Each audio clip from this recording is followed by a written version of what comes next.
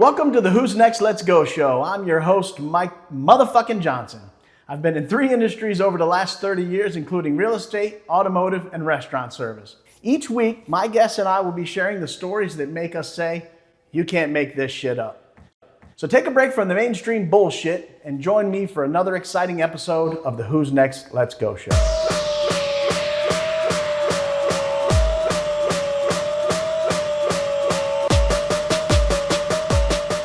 Welcome to the inaugural Who's Next Let's Go show, sponsored by who'snextletsgo.com and Back Porch Brewing Company. We'd like to thank them for being our first sponsor. Their kitchen is now fully open. They asked me to let everyone know that. They'll be fully functional by the time this airs, so that's good news for everybody locally here in North Venice. So when we do these shows, we're going to talk about a few things. Today's episode is referencing the automobile industry. And in the automobile industry, we are in the office quite a bit. So it's not like real estate where I'm everywhere all the time having fun, working the same amount of hours. But in the automotive industry, we are in the same building 70 hours a week, especially the higher you go up in the car business, the longer you're there. So you get a little bored sometimes, and we tend to have idle minds as the devil's workshop. So we do a lot of practical jokes and different things. And there was one guy in particular that I used to work with, and he used to get me quite a bit. And one day I come back from vacation. I was on vacation for about 5 days, and everyone who knows me knows I'm a big hot sauce fan. So one of my customers, while I was gone, had brought me a little bottle of hot sauce from the hotel or what have you. And while I was gone, this bastard took the seal off of the bottle of hot sauce, emptied it out, and poured in there the highest Scoville rating of hot sauce you could possibly get, and somehow hermetically sealed that top back on there. So when I came back in, I'm expecting something, so I'm looking all over my office, and I'm looking around, and I'm like, well, he didn't get me. And I had the little note with the hot sauce bottle from the customer. So I was on a little diet at the time, and I was eating, clearly I'm not on one now, but at the time I was on one. And I was eating hard-boiled eggs, and I'd put a little hot sauce on them, and that's how I started my day. So I broke my egg up, and I'm pouring this hot sauce on there, and the color was different. So I said, fucker, I got him. He got me, and I'm not going to let him get me. So I swiped the hot sauce off with my finger, throw it in the trash, and I continued to eat my egg, and I think nothing of it. Well, about 30 minutes later, my contact started bothering me. So I'm like, okay, well, I'm going to grab my contact juice, and I'm going to go clean my contact. So I grabbed the contact, and I end the contact, and I'm starting to clean it, with your finger like that. Don't think nothing of it. And it's the same finger that I had wiped the hot sauce off with. So I could proceed to plop the contact back into my eye and cry like a little bitch because it hurt. I mean, I couldn't hardly see, so I'm going up, and he's at finance at the time, so I'm going up in front of his office, and I can't see. You're going to kill me. I'm never going to see my daughter again. And he grabs me by my neck, and he takes me down to the eye wash station, and he goes, you sit right here. You're going to get us fired. So that was just one incident where he got me, and I'm sure we'll make a whole another podcast of the 30,000 more times we got each other with the practical jokes. But just crazy stuff that goes on in that industry. And today's guest is also representative of that industry. He is on the finance side. He owns his own subprime finance company, and he does a lot of stuff, good stuff in the community as well. The thing that gets me about his industry is he never even sees these cars. And yet, when soon as something goes south, they always bitch about what a piece of shit the car is. And I'm like, wait a minute, you picked the car out. All he did was finance, and the only reason he even owns the car is because you didn't pay, yet you're mad at him. So I can't figure that out. Maybe he can shine a little light on it. But today's guest, Mr. Mario, ¿Qué te pasa, güey? ¿Qué pasa, güey, you pendejo? Pendejo, ¿qué pendejo? That's our internal greeting, internal joke. But hey, Mario, welcome to the show. Thanks for being the first guest on the Who's Next Let's Go show. I'm happy to have you. And I was hoping you could share a couple things with us. I know you have some great stories. Before I do that, Mike, I got to tell you, this beer from our friends over at Back Porch is pretty doggone good. Can't wait for the food because wait for the food. I'm fat. Yep. And the two things I like are Beer and food. Absolutely.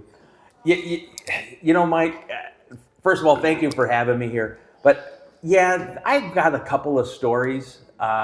In fact, you know, when you finance anything or somebody borrows money from you, most of the time you get paid. But quite frankly, sometimes you don't. and in my industry, if you don't pay, I'm coming to get the car. And how long have you been doing this? 40 years. So you've got a ton of stories. More stories than we could stand. Can we chalk this next story, whatever story you might tell us, which is going to be the funniest story you have, I'm assuming. Can we chalk that up to today's episode of You Can't Make This Shit Up? You can't make it up. Sorry, my ex-wife was in the background. Listen. There she is again. My ex-wife. The craziest story I can think of, because you asked me, hey, come up with a couple of these stories. Craziest story I can think of. And now this is going back to the early 80s when I was employed by, and I'm going to say it because they don't exist anymore, by GMAC, which at the time of the largest auto finance company in the world. Perfect. I was an entry-level field representative, which meant that they gave me a company car and a stack of assignments. And the deal was you either had it in the bank or in the barn, meaning you either collected the money or I'm taking the car. By the way, that car was a beautiful 1983 Chevrolet Cavalier, burgundy with red velour interior. Did it come with a fedora? With little balls hanging down from it? It was just a pimp mobile. But anyway, we digress. Did it have spinners? It did not have spinners. Oh. So we digress late. So at the time, we would always have what we called milk runs. In other words, it was customers that were habitually past due, where I had to go out there, it seemed like every single month, and collect their payment literally at their doorstep or take the car. And there was this one particular lady, okay? And when I first went out there, I noticed that she just had a little baby bump. And I collected the payment. Next month, go back out, same thing, the bump got bigger. Subsequently, I rolled out there one day, she's past due again, I pull in, and she's got a Camaro, and Camaro's in her driveway, I pull in right behind her, knock on the door, and she greets me with a baby. And listen, when I say a baby, this kid couldn't have been more than a week or two old. So she says, oh, come on in, because at this point we knew each other. We walk in to her house, and she says, I've got the cash in the bedroom. So let me go get it. Can you hold my baby? She said, hold the brand new baby. She asked me to hold the baby. Hold on. I got a picture in my mind of you with this little baby at 20-something years old. Please tell me the baby shit on you. She hands me the baby. Now listen, I don't have a whole lot of experience in baby holding at that point, but I'm holding this little baby about this big, and she goes in the back bedroom. I'm waiting, and all of a sudden, I hear the Camaro start.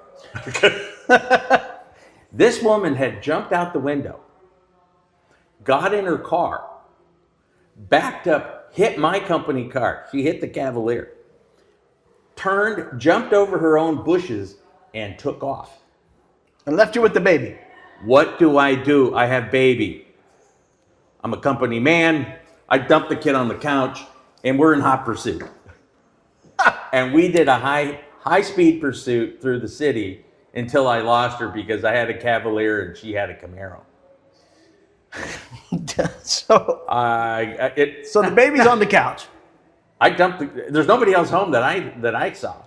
I dumped the kid on the couch, and I take off, and quite frankly, I never saw the kid again.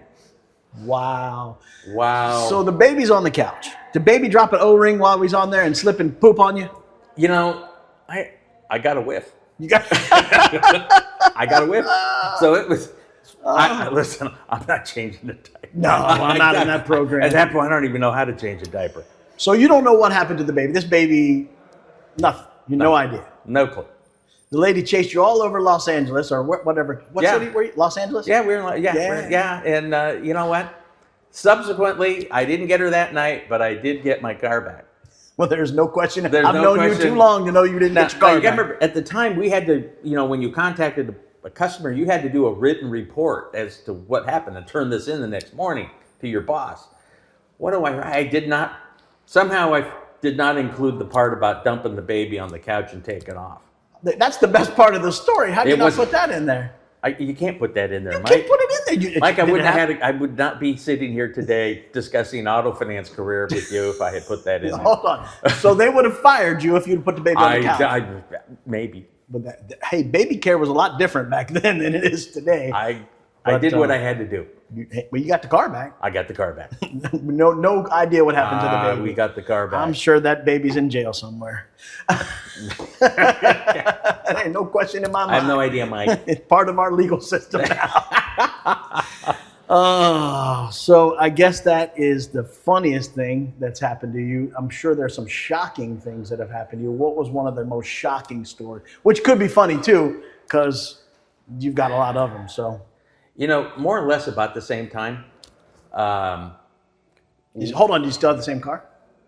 Different car. Oh, they gave you a better car. Did they upgrade you after you got the Camaro back? The only thing that was an upgrade is I ended up going with blue velour interior in the Cavalier. So you went from pimp red to ice cold blue. Okay. Blue. That was the upgrade. And you know what? I welcome the upgrade. I bet so. I bet so. So we had another situation where, now you gotta remember, in a somewhat older neighborhood back in the day, there was a standalone home and they had a detached garage that would be in the back of the house. Mm-hmm. So in that situation, the driveway went immediately next to the house. I mean, from here, that far away from the window. So this was a El Camino, for those people old enough to know what an El Camino was.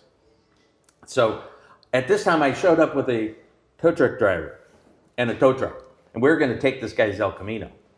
My tow truck driver, his name was Copperhead. Say no more. Say no more. Copperhead. So we saw the El Camino. Hold on. So what? I apologize for No. I apologize for but I got questions, and Yeah, I'm old, so I got to remember. So first time you didn't have a tow truck. Right. Showed up on your own. Yep. You get stuck with the baby. Baby drops an O-ring. Yep. You put the baby on the couch. Off you go. Yeah. Chasing the thing. Yeah. This time you're like, I'm not going to do that again. I'm not doing that again. I'm going to bring me a tow truck and a guy named Copperhead. That's so right. I don't have to chase this bitch all over California. That's correct. And leave a baby on the couch. That's right. And a witness. So the Copperhead could be a witness if there's an incident. So Copperhead and I pull up to this guy's house. And there's the El Camino, not in the garage, but it's parked in the back. So we turn around and back up the tow truck past this guy's living room window. Literally, we're sitting there watching TV. And we hook up the El Camino, pick it up, and as we're pulling forward, at this point, we're going right by his window. The guy, the customer, the owner of the car, comes out the door onto those little porches that those houses have, just as the El Camino is passing by, and he leaps into the bed of the El Camino as we pull off into the street. Belly flop, or did he kind of have a tuck and roll? He dove into the back. Any kind of technique, just a dove. He just, as I recall, Mike, he just dove into the back of the El Camino. And now we're out on the street, and my good friend Copperhead decides, well, we're going to show this guy. And he floors it down the street and then locks up the brakes on the tow truck. Wham! Bam! And then he accelerates again and I'm looking in the back, and all I see is ass and elbows. This guy is getting torched back there. He's getting rolled from one end of the El Camino to the other, back and forth, beat up. We finally stop. Well, hold on. Was Copperhead smiling as he's doing this? He seemed to enjoy it. I bet he did. He seemed to enjoy it. I was terrified. He seemed to enjoy it. Somehow this was not within policy. No, there's no policy. Baby policy either. When we finally stopped, I turned around, yelled back, and said, "Get out!" And he crawled out of the back of the El Camino. How far away were you from his house? I was several blocks at this point, and we just took off. And you know what? And I'm thinking, oh, this is not going to go well for my career. And I never heard. Never heard. No. Did you write in the report? I did not. Copperhead, because you have to write the report. I don't recall exactly what was in the report, but I'm pretty sure that the words Copperhead and stop and go really fast. And the stop and go technique was not part of the report. Floor it, hammered into the back window. None of that was in there? Mike, it was a clean recovery. Clean recovery. I got the car. End of report. Clean recovery. Car is in back lot, parked in spot 5A. It was a clean recovery. Clean recovery. Oh, is there such a thing? I used to watch that show. They had the Repo show. Some of those. And there was one woman in there that she would, yes, ma'am, here's my key. Yeah, absolutely. Can I pay my bill twice? Now, along those lines, there's always those folks that you do get their car, and then the next morning they call.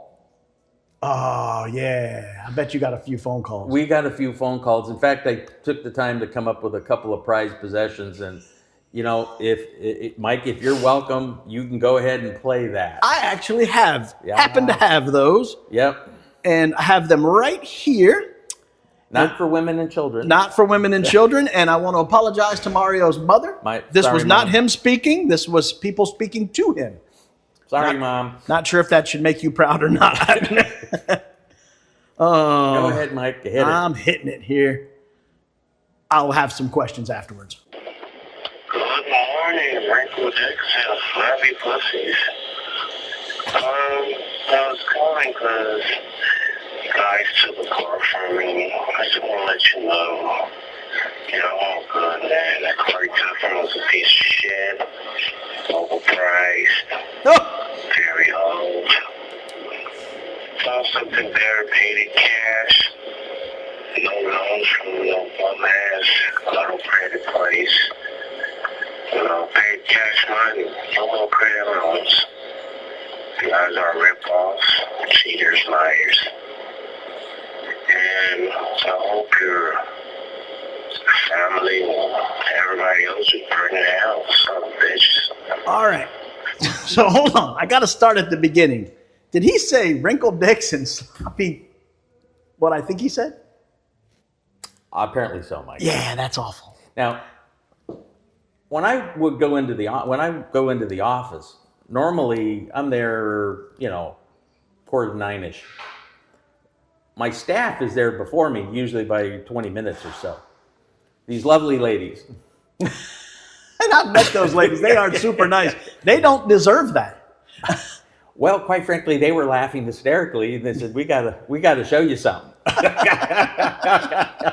Laughing hysterically. Oh, that was a good one. So, and it's a classic. So he's picked that car out. He did. Now it's a piece of shit because Yes. he didn't pay for it. Yes. And yet he made the point to tell you he paid cash money for a car when he could have paid the cash for the car he already had. For the payment, yeah. Then this piece of shit. And apparently we're all going And that's to hell. your fault My because fault. he picked out the car. Gonna burn in hell. And your whole family's going to burn in hell. My whole family. And I've met your family, and they are all nice. I don't know where you get you from, but they're all super nice. And so I'm trying to figure out why you don't just burn in hell, why your whole family's got to burn in hell. And your lovely mother, she does not deserve to burn in hell. She's loved. No, she's That's another plug for Mom. So we got another phone call here, and this is a different guy, and he's not happy with you either. And apparently your family he is upset with your family as well. And your poor family. Now when I call to motherfuck you, I do it directly to you. Yeah, that's right. I don't have nothing to do with your family. That's it's so right. nice. And your lovely wife is nice. It's just you. That's right.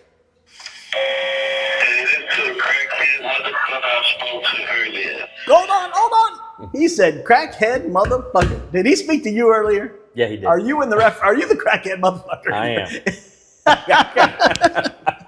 No, I know you enjoy a good beer, but I've never known you to do crack. No crack. All right, just crack. I'm gonna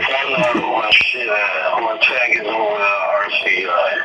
And you can go ahead and auction that piece of shit ass 2003 fucked up ass mechanical problem ass piece of shit ass Cadillac. And fuck you and fuck your whole staff, you pieces of shit. suck my dick. Whoa! Whoa! Hold on, I got a couple questions on that deal. Again, I'm not sure I can answer any more questions on that deal, Mike. again, why is he targeting the car he picked out? 2000, you can auction off that piece of shit 2003 car. Well, hold on, he picked it out, sir. I'm sure it was a cream puff when he bought it. That's another whole podcast. A couple of years of crack use, and all of a sudden it's not running right. Oh God! And so then again, he attacked your family. He Fuck does. you and your whole family. The man said. That's right. Now why? Mike, I don't know. I'm baffled by this whole My experience. feelings were hurt at that point. I doubt it. There's one thing you don't have is a feeling. And then the last part. Now I'm not so sure why he wants to come over and do that. No, not on that program. We're not meeting. No. I'm not going to make that happen. That's right.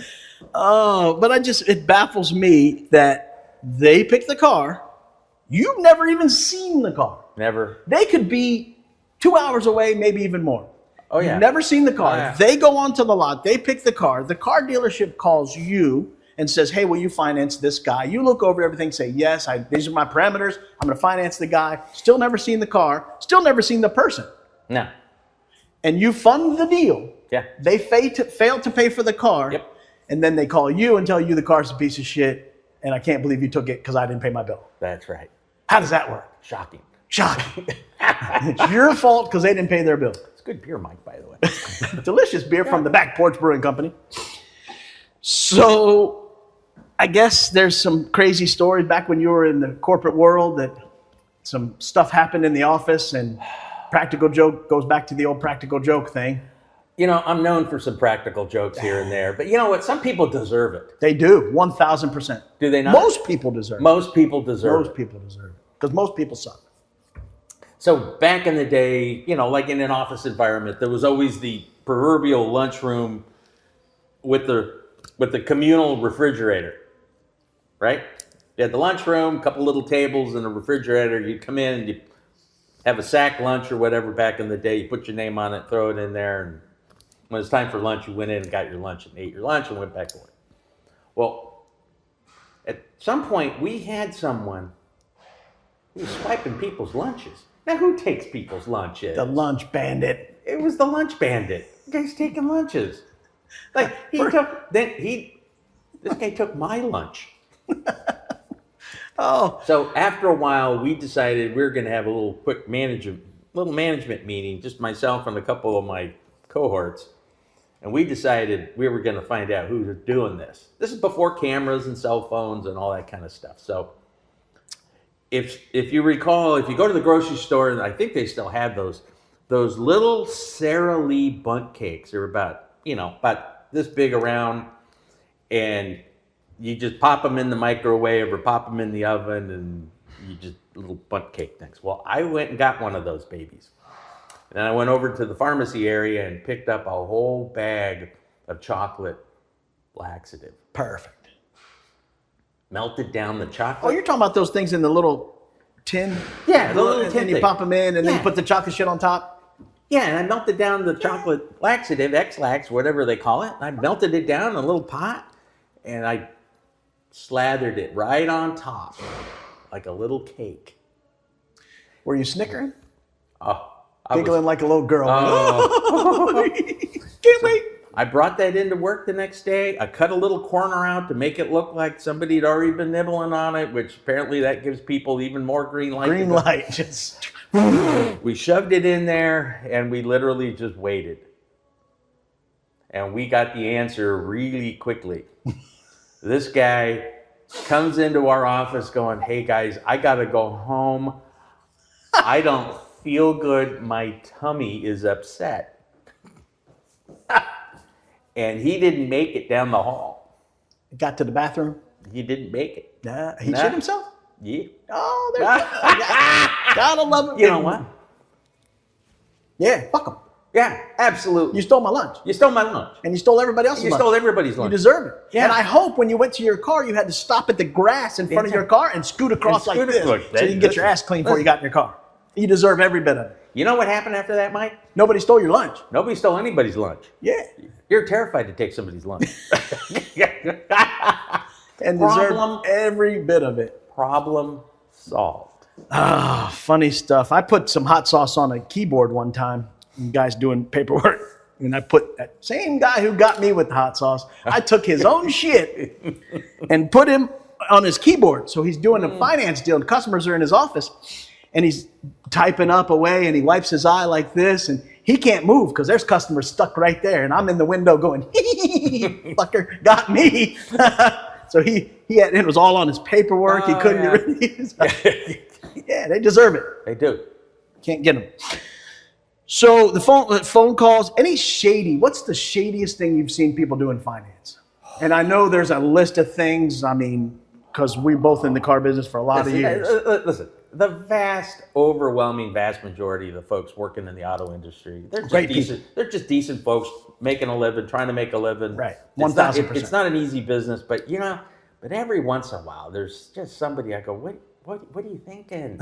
What are you doing? What are you doing? What are you doing? Oh, and you just can't fathom why you take a job where most folks, myself included, in the automobile industry, I went to college, but I flunked right out.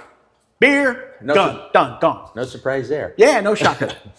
So you find a vessel or a career that you can actually make a pretty decent living at for an uneducated person like myself. Easy for me to say. You got me drinking this 7.2 beer. So you're an honest person. You go to work. You're making a better living than most, and yet you want to kink that deal somehow because you act like there's another industry we can go in and make that kind of money. I can tell you the craziest, kinkiest thing I've ever seen. There was a guy. Again, this is going back 20 some odd years, who was triple dipping loans. So in other words, he'd have a customer, he'd fill out the contract, then he'd say, oh, I got something wrong with it, and have them fill out another contract. And they go, oh, one more, 3 contracts, and he sent it to 3 different banks. The guy ended up with 3 loans on the same car. Now, how do you not get caught? Is he not in jail? It should be. How do you not get caught doing that? Because at some point, that customer's going to get 3 payment books. From the old days, right? Payment books. And his credit score goes to 4 because he's got DTI issues. Yeah. Because you have a $4,000 car payment on a Buick Impala. The 3 lenders don't know. Chevy Impala. The 3 lenders don't know there's 3 contracts. Not for 30 days. No. And they all fund. So his PVR must have been profit per vehicle must have been pretty high. Now, how do you not get? You're going to get caught. When the way had a knucklehead that was taking cash for insurance things like wheel and tire, they would only take cash. And he would draw it all up, and then he'd throw it away and pocket the cash. They never had the wheel and tire. Yeah, till somebody actually hit a pothole. Somebody had to claim. Yeah. Somebody had to claim. He was, wait, I bought this. I got a copy of it right here. I got it right here. No, you don't. Yeah, I do. Yeah. Just do the right thing always. It is not that. Just don't do that, people. Don't do that. Don't do that. Knucklehead. So one of the last things we'll touch on is nothing to do with either one of us, but I just saw an accident the other day, so it made me think of another aspect of the body shop, or the car business, which is the body shop. And you have a picture which you'll send to Cliff, my buddy Cliff, who I forgot to introduce earlier. What's up, Cliff? Cliffy! He is the main part of this whole deal. I just got the face for radio. He's got the radio. So we send that picture to Cliff, but it's a 35-mile-an-hour zone, and a car got on top of another car. Now, I'm not sure how you're going that slow and get a car on top of another car outside of the fact, and I live in a neighborhood that happens a lot of times, you hit the gas instead of the brake. Oh. They're really confusing pedals, apparently. We've had 2 people in the lake here in the last 30 days, and new mailboxes on the way. All I can tell you this is that, a few years ago, our local area here, there was a major off season. In other words, our snowbird friends would come down, they'd be here for a few months, they'd go away in the middle of summer, there's nobody here. We have no off season now. No. We have no off season. So the reality is that we now have so much traffic, and the traffic is just producing these accidents, and quite frankly, people pay attention to where you're going. But in the past, our friends at body shops, they would do the rain dance. That's how they got They business. were begging for business. They were begging for business. They were out there in the middle of summer doing rain dances to hopefully get somebody in. They don't have to do rain dances anymore. Now the body shop guy that I play golf with, they put that roundabout at Jacaranda, and he's over there like a crack dealer just counting his money, putting it in the machine and counting it up. And he's like, I sent him a customer, and he gave me the finger. Don't give me any more business, he said. And recently I learned a new parking technique.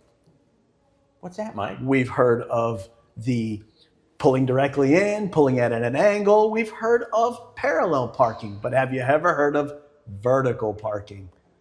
This fucker went over the thing, and there was a gullet down here, and the car stood straight up. Vertical parking. Do we have a picture of that somewhere? We do have a picture of that somewhere. Mr. Cliff will get that too. Yeah, we need to vertical get that. parking. Very I'm not nice. sure if they're going to teach that in traffic school, but maybe they will. So, and what you do is you climb down from your seatbelt. Well, I want to thank everyone for coming out for today's show. It was a great show, inaugural. Thank Mario very, very much, and definitely thank our friends sponsor, at Back Porch Brewing Company. They do a great job. Please stop in for a cold beer. Tell them Mike sent you from the Who's Next Let's Go show. And their food is on the way. It should be ready by the time this airs. Please enjoy and have a great time. Thanks, everyone, for coming out. Be safe. Thank you.